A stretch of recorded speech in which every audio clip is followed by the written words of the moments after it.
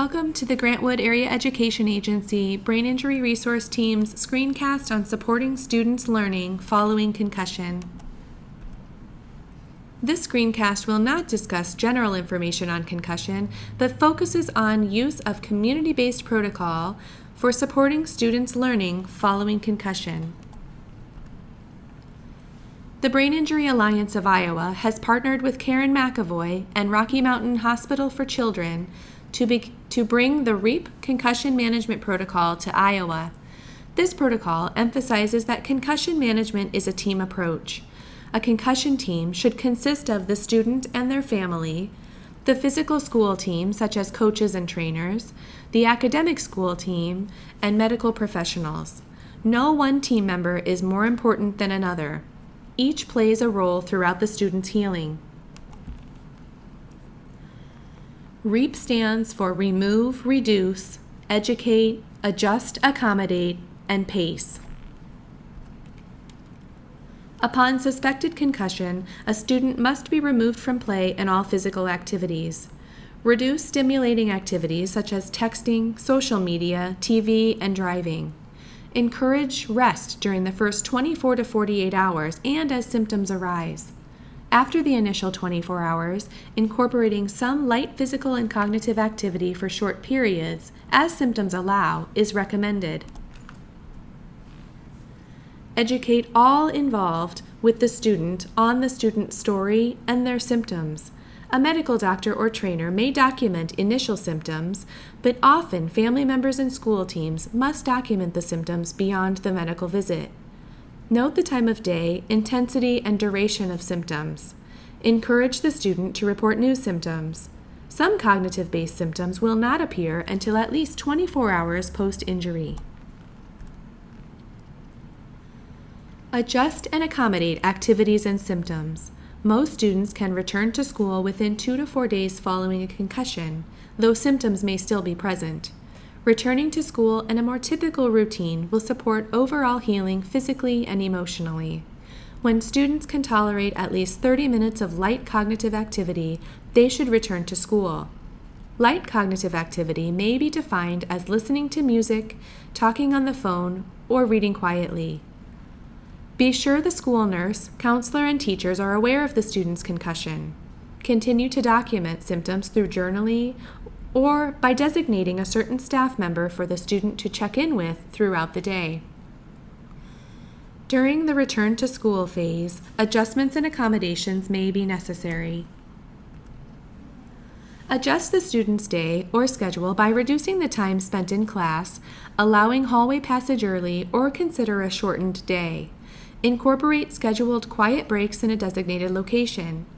Excuse the student from classes that may have increased noise, such as music or orchestra, if noise seems to be a symptom trigger for the student. In regard to classwork, reduce the in-class workload, such as note-taking, postpone test-taking to a later date, reduce homework, and eliminate non-essential classwork. Allow the student to take tests with additional time and in a quiet location. Provide the student with classroom notes and determine if providing electronic text would be necessary. Environmental adjustments such as use of sunglasses indoors or seating arrangements might be necessary. Remember, excusal from physical education is mandatory until the student is symptom-free. The student can participate in light physical activity such as walking, swimming, and stationary cycling up to approximately 70% effort. No sport-specific conditioning or play should occur. The student should not weight train. The student should reduce activity or exercise with the reemergence of symptoms. The school team should review the student's adjustments or accommodations often as symptoms improve. The ultimate goal is for the student to return to learning as they had prior to the injury. If any accommodations are left in place, it is assumed that a symptom is present. Thus, a student will not be permitted to return to their sport. Pacing the student back to physical activity can occur when all team members agree the student has been healed from their concussion. The student should be symptom-free at home and at school without the use of medications or accommodations. The student should already be participating in light physical activity, such as walking or stationary cycling, up to 70% effort without emergence of symptoms. At this stage, a graduated return to play protocol begins. From light exercise with no symptoms for at least 24 hours, students can progress to more sport-specific exercise with lower than average exertion, but increased heart rate.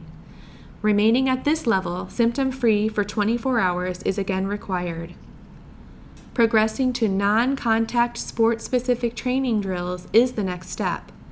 Once symptom-free for 24 hours at this level, students can move to full contact practice in their sport. Full release to play is granted after another 24 hours symptom-free. If at any stage a student's symptoms return, the activity level takes a single step back in the progression.